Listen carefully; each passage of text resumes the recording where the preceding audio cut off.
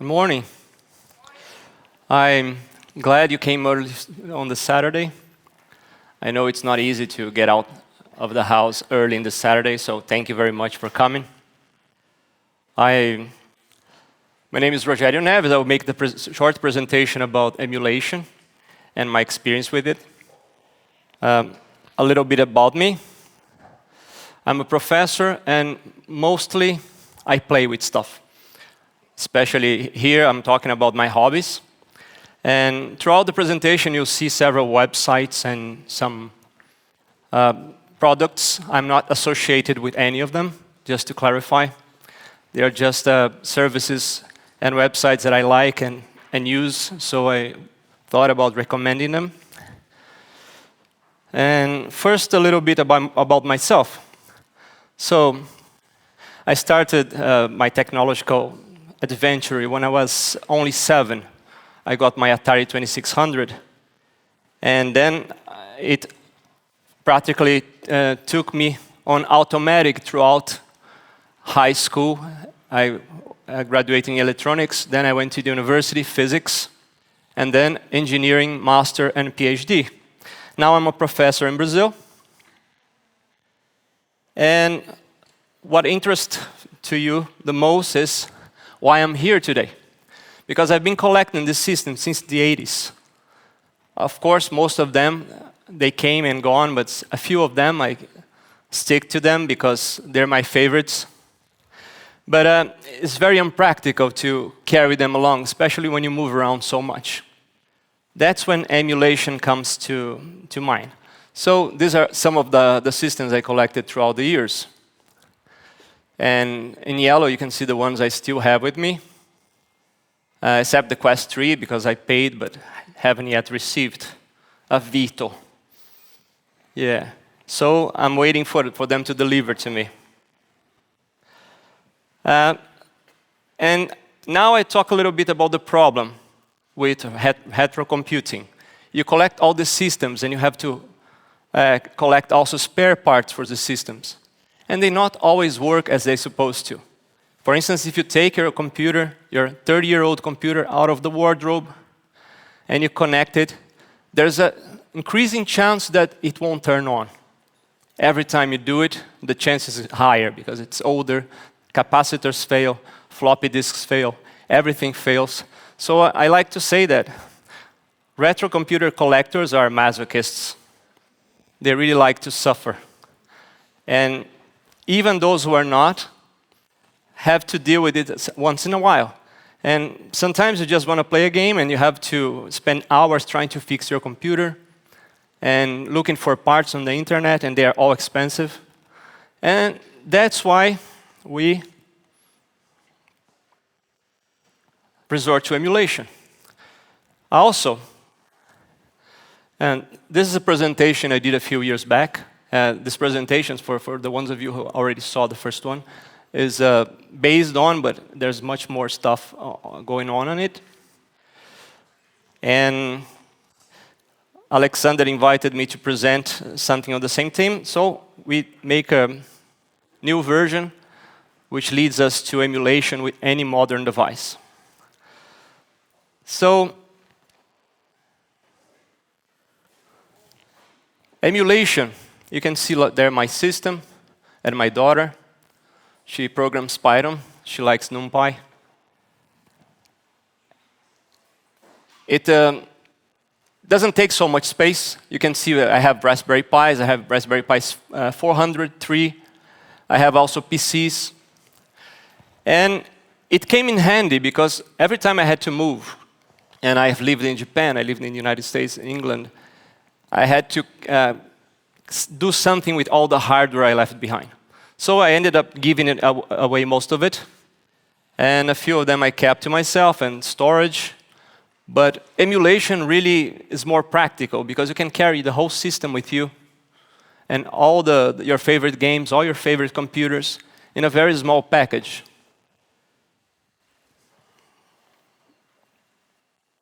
So,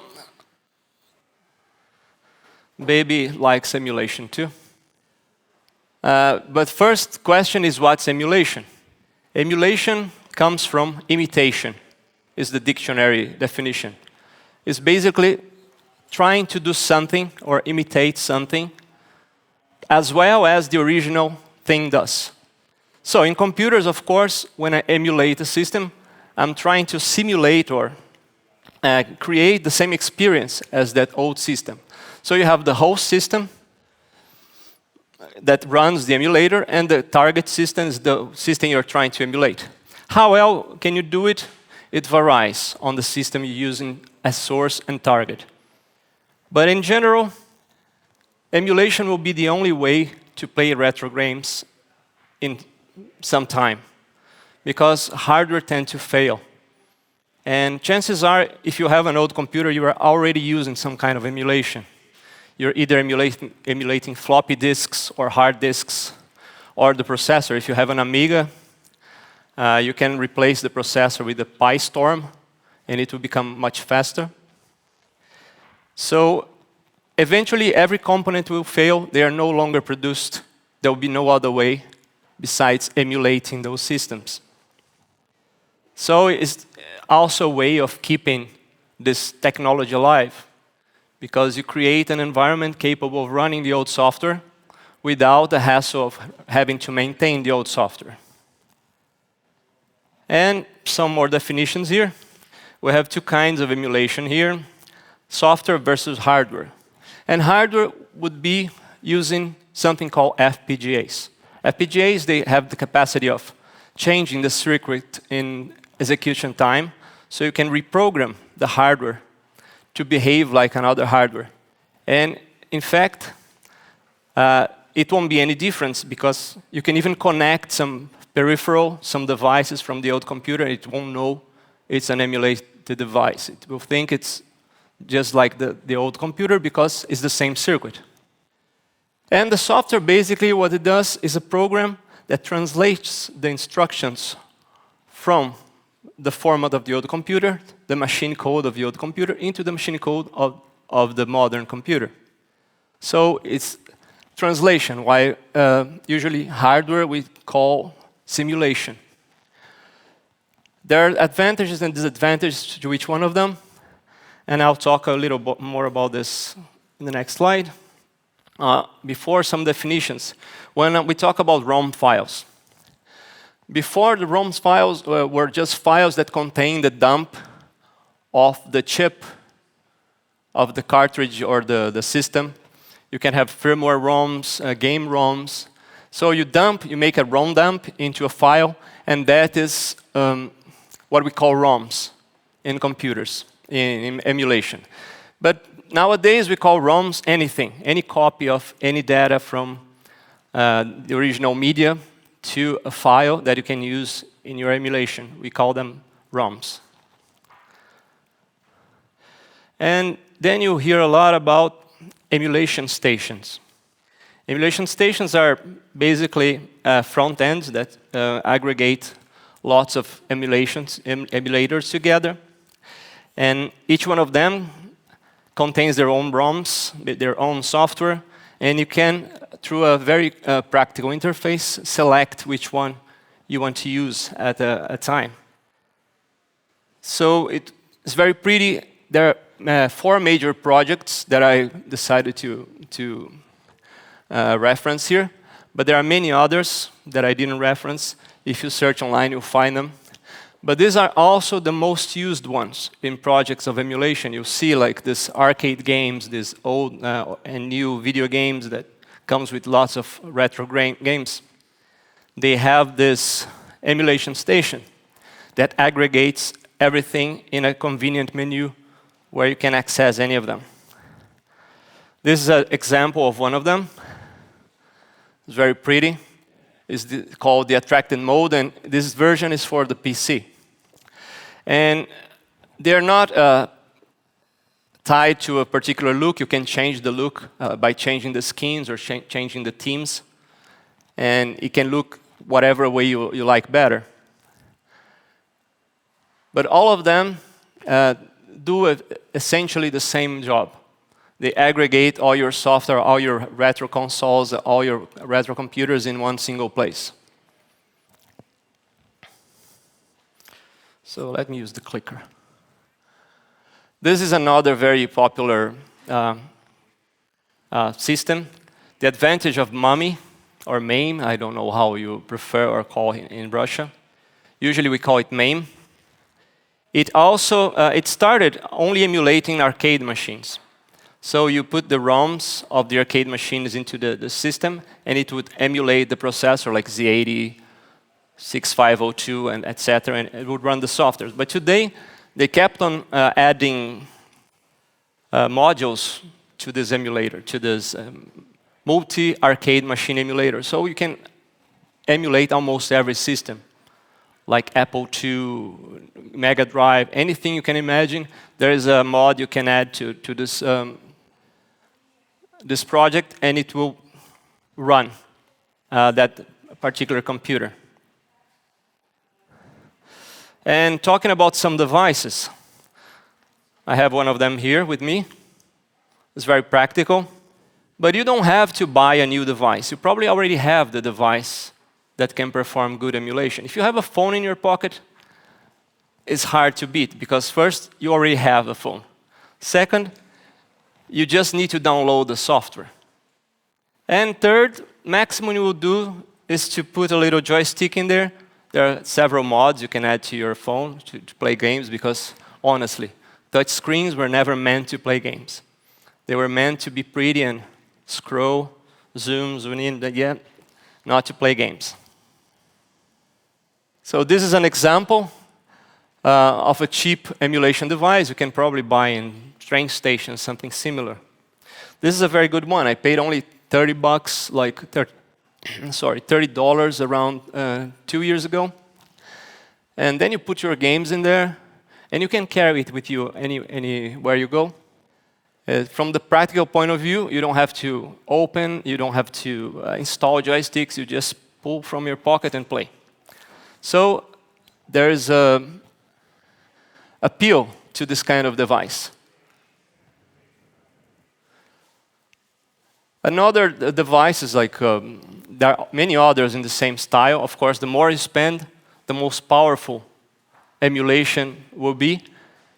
And the general rule is, the better the processor, the better the emulation. If you have a cheap processor like this, you can probably emulate any arcade device. You can probably emulate any 16 or 8-bit computer. But then you won't be able to emulate PS2, Xbox 360. If you have something like this, in particular this Steam Deck, you can emulate almost every console in existence, up to PlayStation 4. I've seen people doing it. The result is not always good, but it's possible.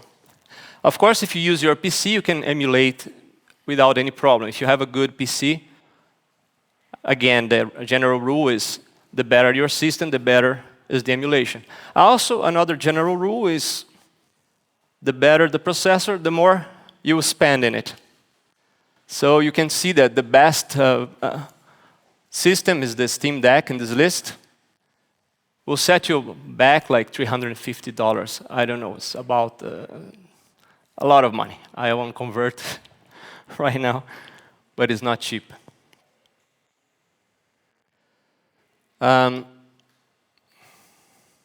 There you go. So if you decide to use your phone, it's the easiest way. You just go to Google Play Store if you have an iPhone, or if you have an iPad or your iPhone. Sorry, it's not easy. But for Android, it's straightforward. You just go to Play Store, and there are an infinity of systems you can emulate straight from the apps there. This is an example. I just searched for emulators there, and a lot of stuff showed up. Of course, it shows first the most popular ones. And if you want some specific system, you need to search for it. Like, I want to emulate an Intellivision or Dreamcast. Dreamcast is one of my favorites. The emulator is called Redream, and it does a great job on Android. But what if I have an iPhone? Then you are in a world of pain. But if you know how to jailbreak your iPhone, you'll be fine. Because the sources are there, they exist, but they're everywhere on the internet. They're not on the Apple Store. So it's not that easy. So my advice would be, buy an Android. The last thing you need is a controller. There are several choices, but basically any Bluetooth controller will work for emulation. You just pair with your phone and that's it. I particularly like the DualShock 2. Does a great job for emulation. It even has a mouse in it. So another system that I highly recommend for emulation, the Raspberry Pi. Not only because it's cheap, because it does a great job. There's huge support for emulation on the Raspberry Pi.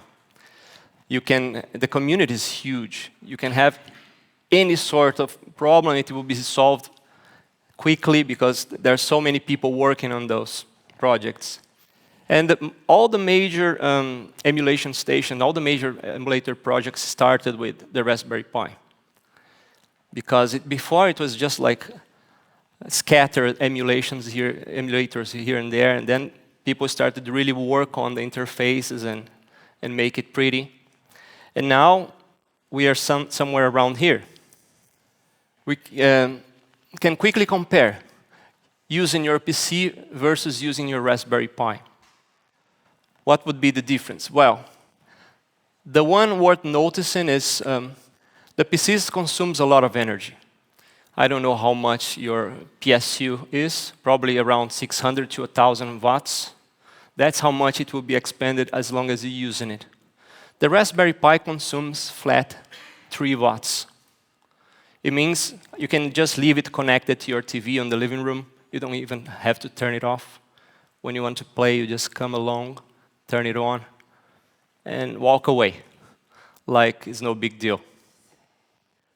Other things is like the range of emulators for the PC. You can have much more powerful systems. It includes Dreamcast. Although the Raspberry Pi 400 plays very well Dreamcast games, the 3 doesn't play well. Forget about PS2, PS3. The PC will run all of them, even the Nintendo Wii, Wii U, and etc. This is the lineup of the Raspberry Pis. Again, the general rule applies. The more you expand, the better experience you get. And the top of the line right now is the Raspberry Pi 5. It's almost impossible to get one. But the Raspberry Pi 4 you can find easily on the internet, even in Russia. And it does a pretty great job. And it also looks great. It comes with a keyboard. So, besides the Raspberry Pi, of course, you need some parts to make your emulation run. There's a list there, but basically, you need to connect it to a monitor or a TV. You need to pay attention because not all models of Raspberry Pi supports CRT displays. CRT are those old tube TVs that look great on retro games, but all of them will come with HDMI. You can just buy an adapter, and it will work fine. And of course, you need a PC to burn the image, SD card with the image. You just put the SD card. Let me show you something about that. You need to download some image. And then you can just go to the project page. Let's say I chose RetroPie, which is based on Emulation Station. So you just go to the website of RetroPie, you download the image, you burn it into the SD card, and you copy your games, and that's it. It just runs. It's great when it just works. And there are several bundles also, not all legal, because they come with a lot of stuff, like pre-recorded, including some proprietary games. So download at your own risk. I don't think we'll have any problem in Russia, but it's just worth noting. And they have like these huge images that you can burn for the PC that will come with almost every game imaginable for every system. including old games for the Windows platform. And instead of talking about it, I'll just show you. This is one of my favorite sources. I'm not affiliated to, but it's a great resource if you want to just download images with everything. You don't want to be bothered to copy games and copy emulators and burn images. You just download an image, burn into an SD card, and it works. This is one example. It's called RetroBat. I downloaded from this website, and it comes with 12 terabytes of ROMs. Let me say it again because some of you don't understand. 12 terabytes is more than most of you have on your computer at home. This computer has 2 terabytes. But it comes with everything you can imagine, every system, every game for everything. Okay, not every game, because I had to copy some of my own, because my favorites sometimes they're just neglected. People who build this image, they focus on what they like. If they like sports, they'll fill it with sports. If they like fighting games, they'll fill it with fighting games. I like shoot 'em up, the small ship that you control and destroys everything. And usually I have to copy my own ROMs because they don't come with those. It's quite impressive, isn't it? All your system, and shows also, notice, 285, 280 games. How many ROMs you have installed in each of these systems?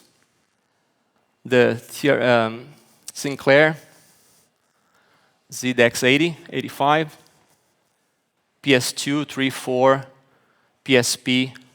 An example, when you get in there, notice that they already prepared the image with artwork. They put some videos, so if you just stay there, the video will start playing and showing how the gameplay is.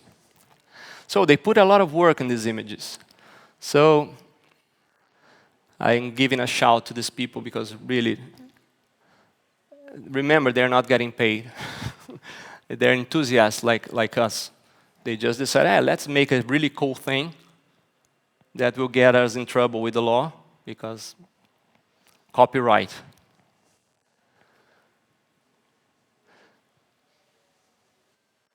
So I need to go on. Here's an example of how to build an image. So there are 2 kinds of images, as I explained. One, you just download the project, the empty image. It contains the system and the emulators, but it won't come with the ROMs and the firmware. You also need the firmware to run the games. The firmware are the copy of the chips in the system, like processor, boot ROMs and BIOS, this kind of thing. So you have to copy everything to make it work. You gotta have these files. The second option, you just go to some website and download, or some torrent site and download the image that's ready to play. And then you just have to copy your favorite games to it.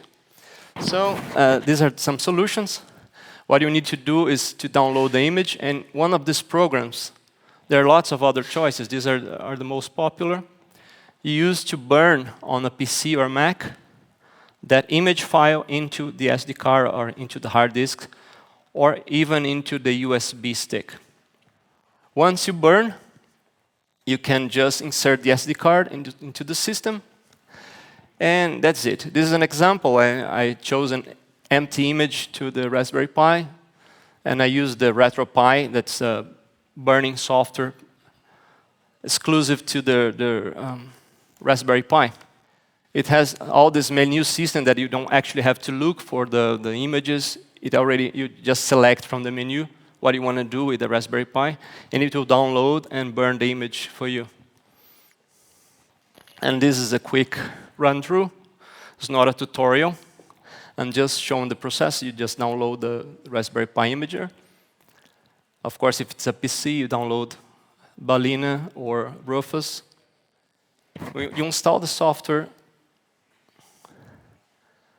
and then you choose what you want to do with the Raspberry Pi.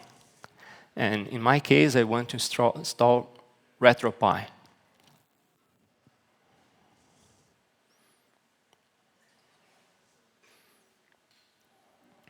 After, of course, you have to buy copy the BIOS files and the game files to the new SD card. Because remember, this images come clean. There's not anything, any game installed, only the systems.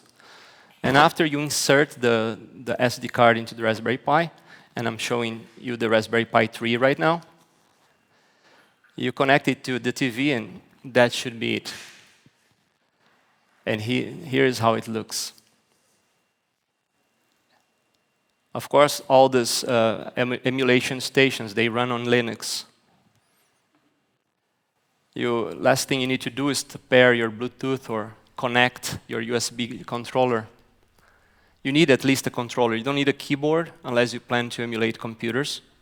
Then you need to connect a keyboard as well. And arguably, the games will look better than they ever did because of modern displays, and they are very crispy. But if you want to have that retro look that's out of focus and the pixels are kind of round, you can use filters. You just enable filters and it will look like a CRT display or some old arcade machine.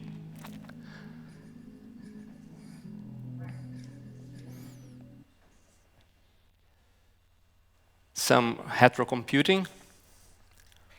Oh, the arcades first. So this is basically based on MAME, the multi-arcade machine emulator. And most old games will run great on the Raspberry Pi. You only will have like some lag if you install very modern arcades like Street Fighter 4 or 5, Mortal Kombat, this kind of thing. Oh, it has audio. Look at that.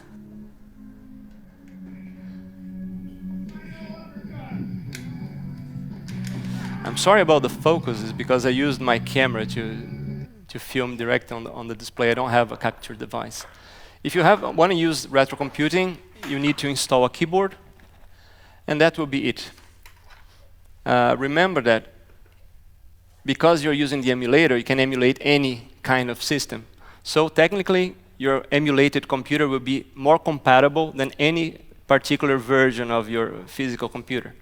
Any of you who has like Amiga 500, you understand that it won't run software from the 1200. The 1200 won't run the software from the 500 so well. And some of them won't run on the 4000. But then you just change the settings and it runs everything perfectly. And notice that it's hundreds of times faster than the original computer. In fact, almost 14 times faster than the fastest Amiga ever produced. And this is a cheap Raspberry Pi 3, costs you $30. If you want to connect your hardware, it allows you to connect some of new hardware through MIDI, USB, or whatever you have connected to your Raspberry Pi. And the demo scene.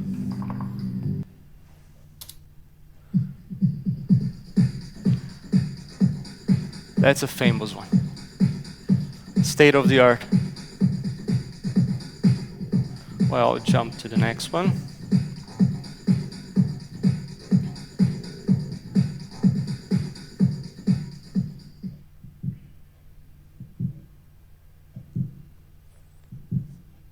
Just to show that it does a great job in emulating hardware clocks. I mean, if you want it to be faster, you can just accelerate. But if you want it to be slow, you just say, I want the original hardware. And if you don't like the way your emulation station looks, as I said before, you just change the skin. There are heaps of options to choose from. The Raspberry Pi 400. I'll demonstrate one of the projects. It's a pretty good computer and it also looks great. It has like a retro appeal to it, like those old ZX 80s and Amigas. Remember the Amiga 600? So it's a great computer for emulation. And I downloaded some image with everything this time because I couldn't be bothered to install everything myself. And I burned the image And this is what you get. Once again, the artwork is impeccable. They put images for every system, they put videos for every game, and previews, and box art. Everything is there.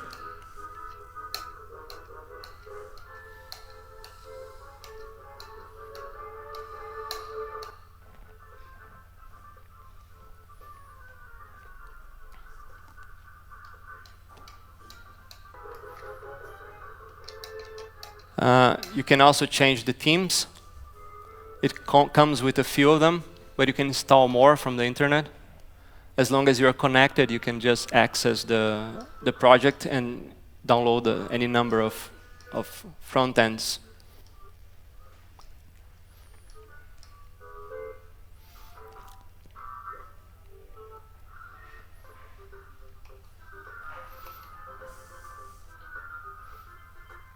And one other thing is that when you change the theme, it not only changes the look, but change some of the behavior of the system.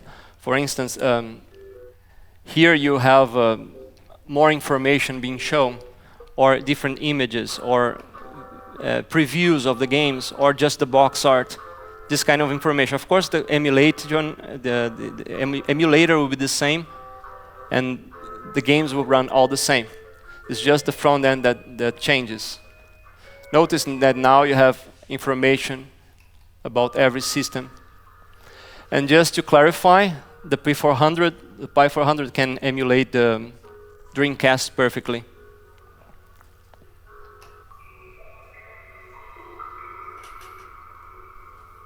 It's one of my favorite consoles.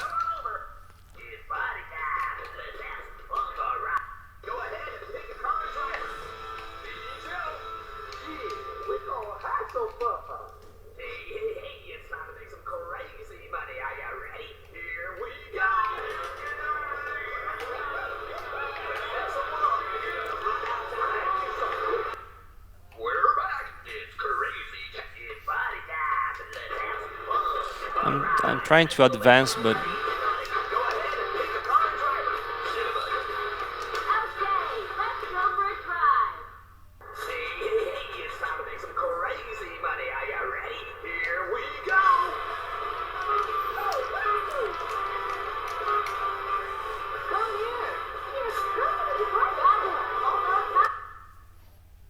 there it is.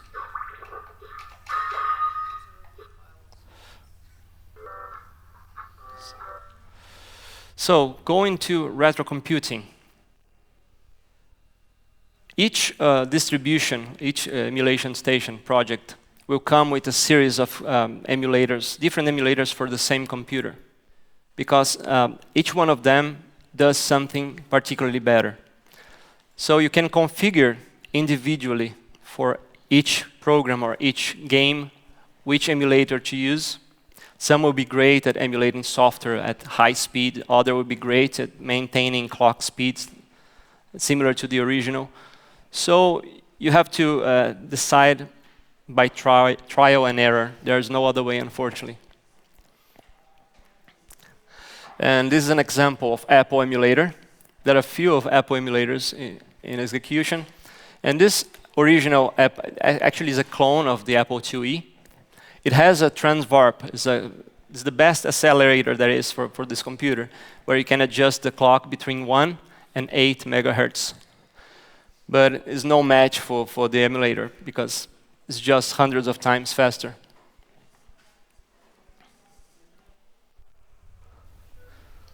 Emulating the Apple IIgs, I can just use the software I already have installed. And the first thing you notice is that the Apple IIgs is a very slow computer. And it's supposed to be like that because Steve Jobs, actually Steve Wozniak, he knew that he could put the clock up. It's the 65C016 is rated up to 16 gigahertz. But then Steve Jobs came along, oh, hey, hold your horses. I don't want this to compete with the Mac. And the Mac was just launched. So he made Steve Wozniak limit the speed of the Apple II to 2.8 megahertz. But fortunately, we can change it in the emulators. and becomes a little faster. A lot faster. Of course, the programs, most of them won't like it so fast, especially if you want to play games that are clock sensitive. This is not one of them.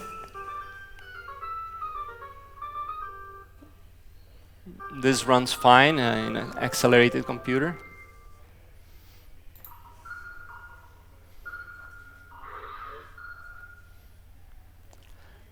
But if you run some of them, this might happen.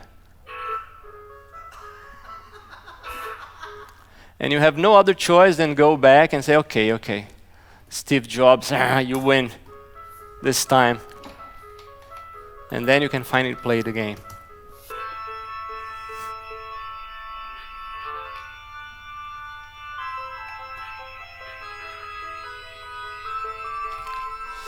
Of course, these games are all running from the hard disk. I have images of my old hard disk that I kept. But you can have also the floppy disks and have them all available on the list for you. This is another great emulator. Jesus Christ. The C64 is one of the best systems ever made. And thanks to Vice, you don't have to go any further than Vice. It's the best emulator for the C64. You can hear your old chip tunes because it emulates the SID chip perfectly in all of its glory. Let me skip. There's some objects. Another good emulator for the 64 is if you have a MetaQuest or a Meta device, even the Oculus Go, you can have a virtual computer. In this video I'm showing the Easter eggs, but the computer, you can hear gremlins playing on the background. This guy, he rebuilt his entire room with the computers and everything, and the computer actually works. You can put diskettes in it, and you can change the disk drives, you can flip it. So it's like playing with a real computer without, of course, the practicality of using your hands to type. You have to use either the controllers or you can connect a Bluetooth keyboard. But you can use these virtual computers. There are other computers he included, like the Apple II and the Amiga. I don't know if he has any intention of making them actually work. So far, they don't work, only the Commodore 64 works.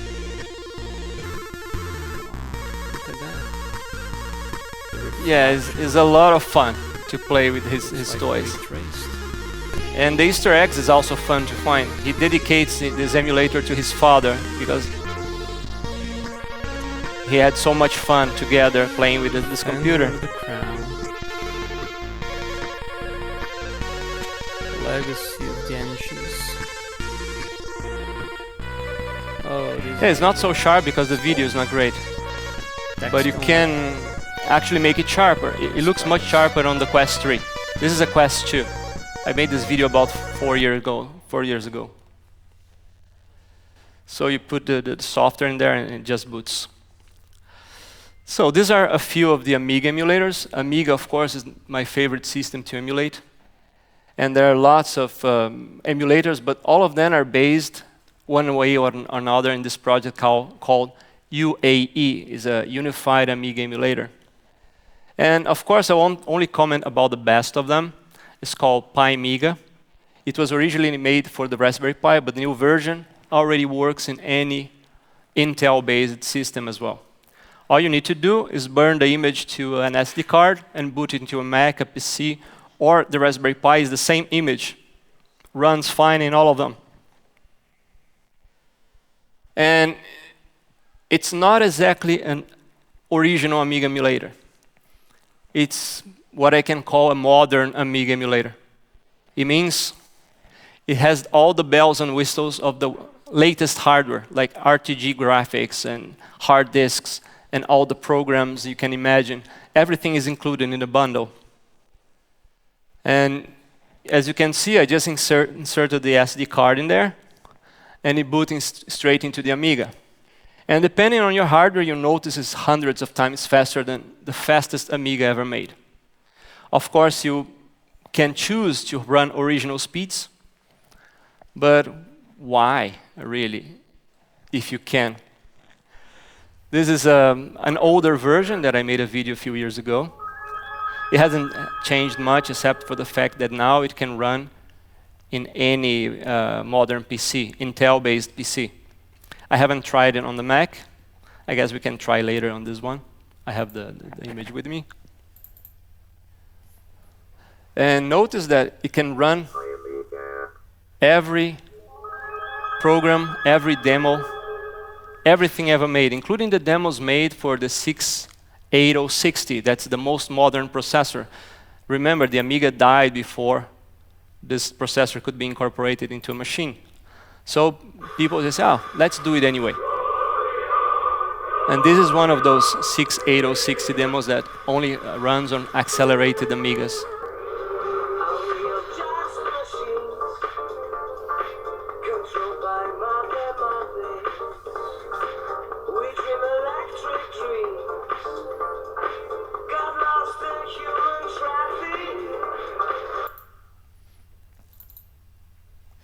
This is the sysinfo running on the Raspberry Pi 4. It's around 26 times the fastest Amiga ever made.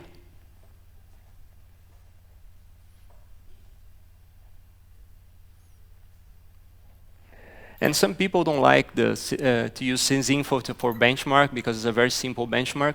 But it doesn't matter which benchmark you use, you always have the same result. You can try any kind of benchmark and it will show it's hundreds of times faster. Because we tend to forget how quickly technology evolved. Remember, the phone in your pocket is faster than any supercomputer from the last century. It's mind-blowing.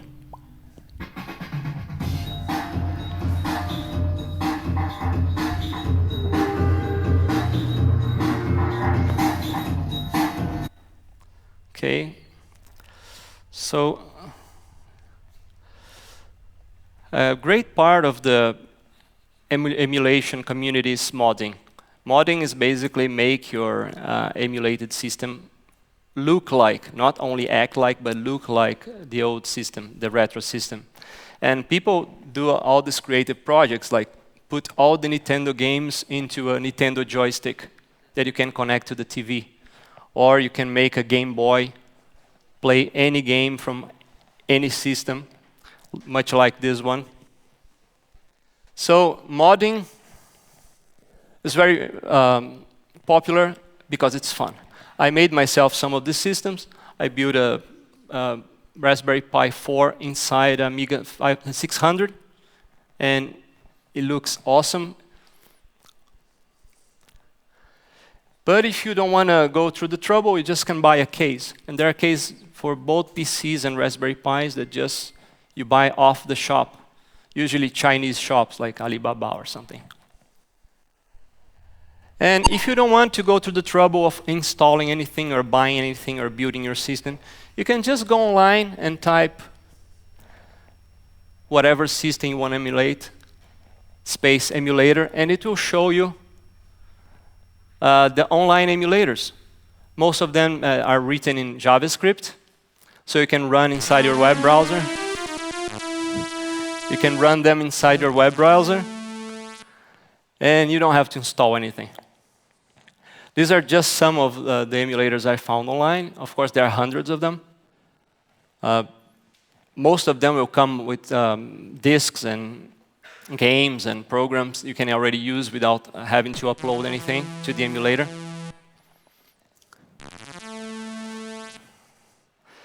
For you young people who doesn't know, this is Karateka from the Apple II. And it is one of the most cruel games of all time, because when you come to the end of it, after fighting hordes of minions from the emperor, if you approach the princess and forget to change your instance, you just get kicked in the face and killed immediately.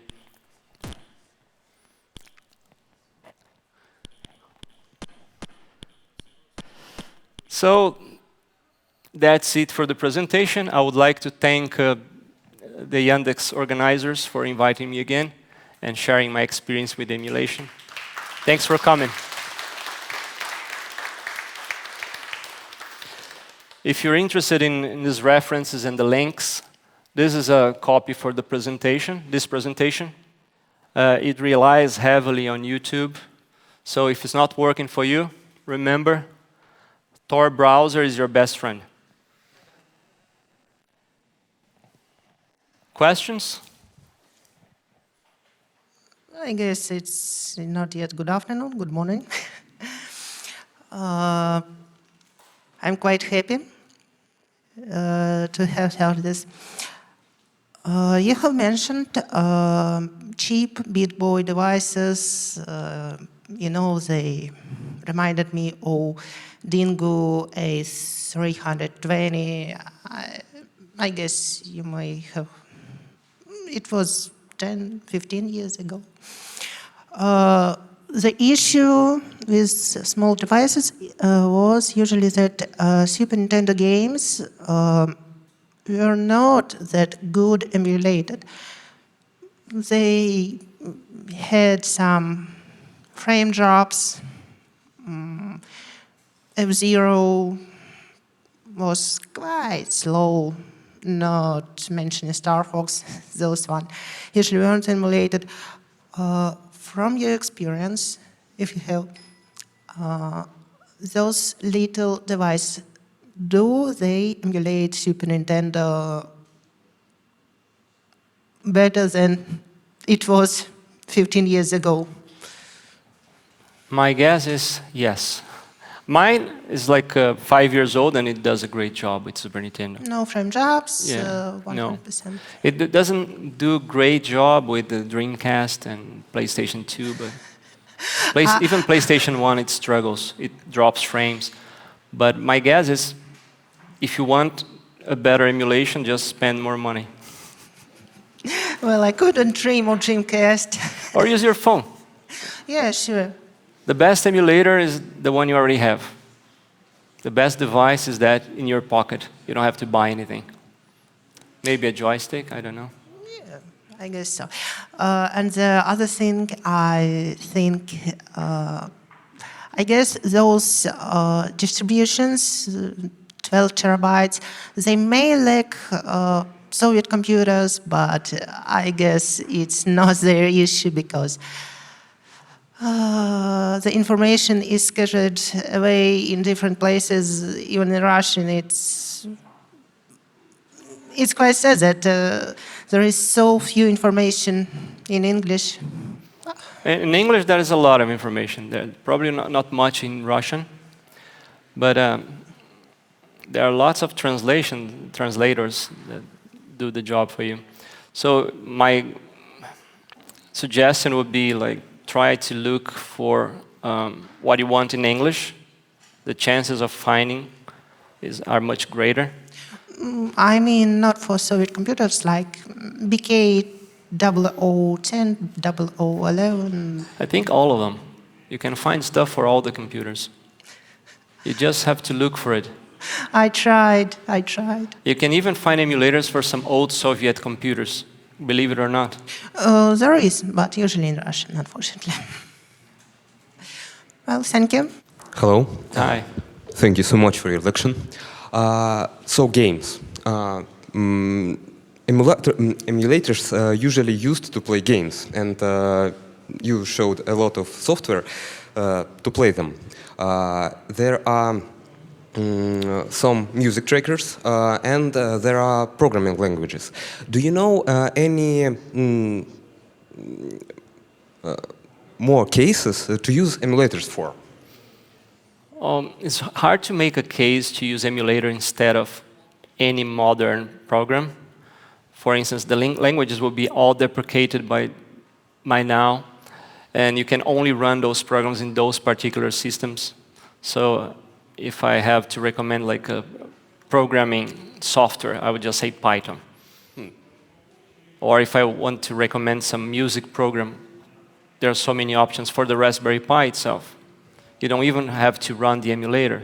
Like the Amiga, you can connect the keyboard through the USB cable and enable the MIDI, but it won't be so compatible because you're connecting a modern hardware to a retro computer.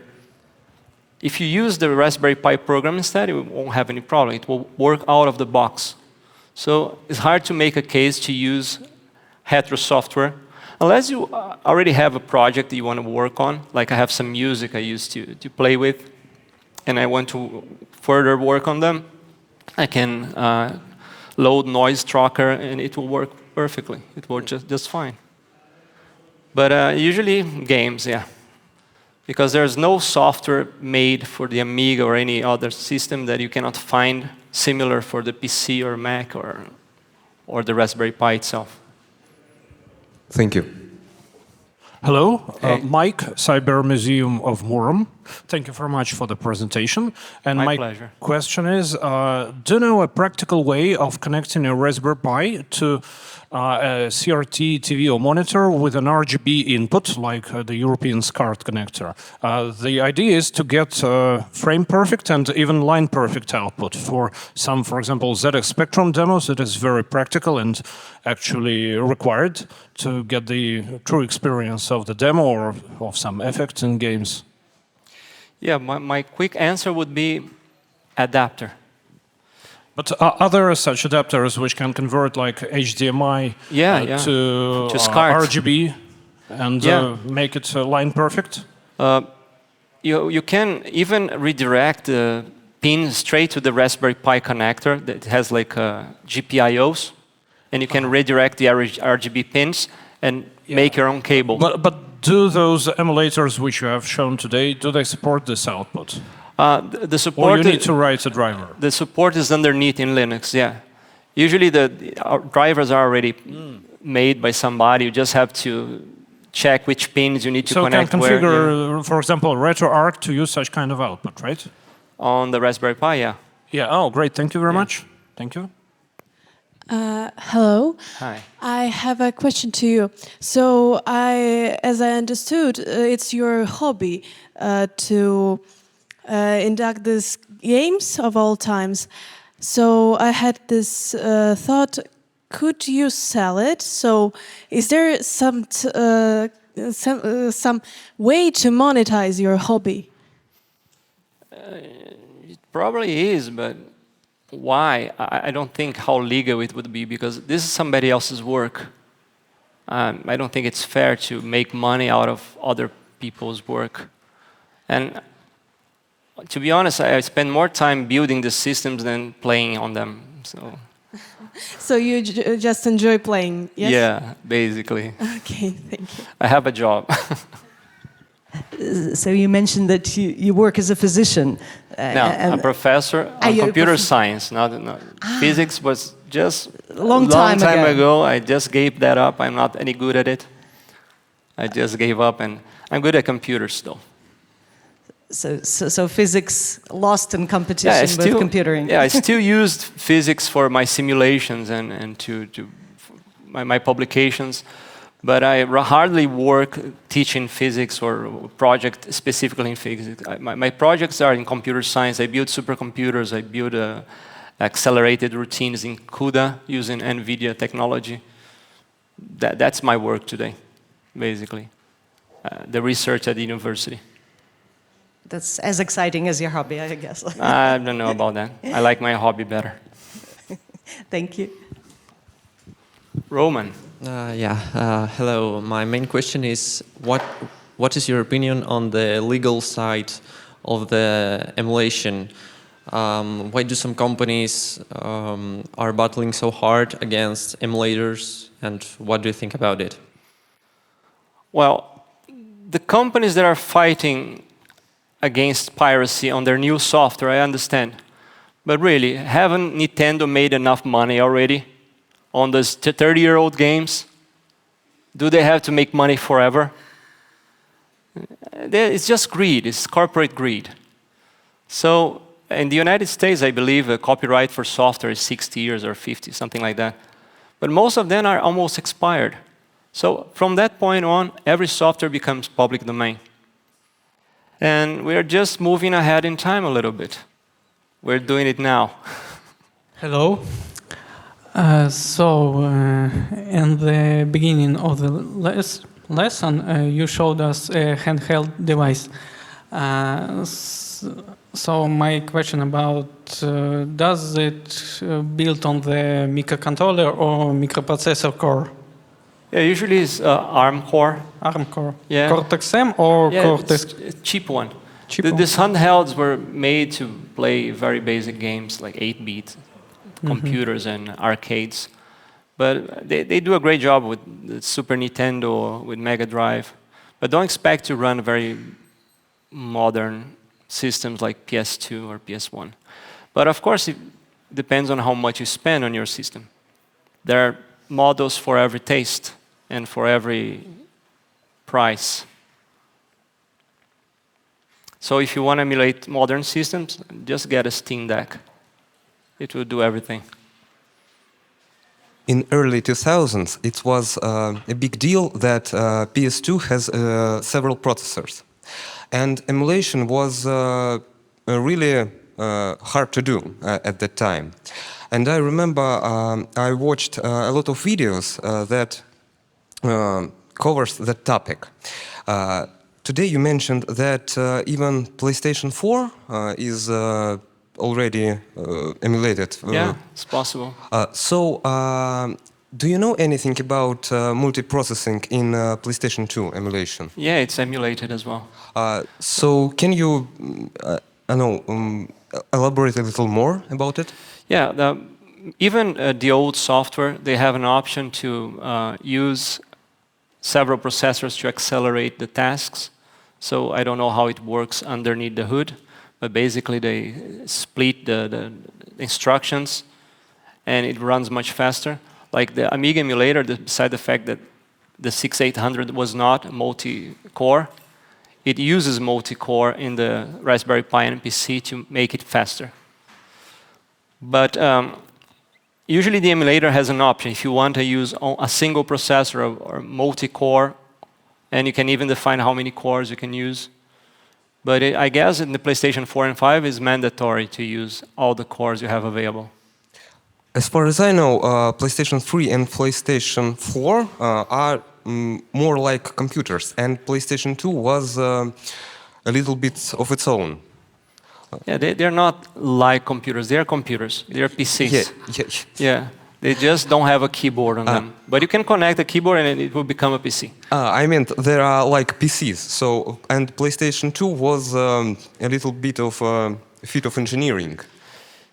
Yeah, I guess there are several hacks in there to make it run faster, because it's really amazing what they did with the technology of the time.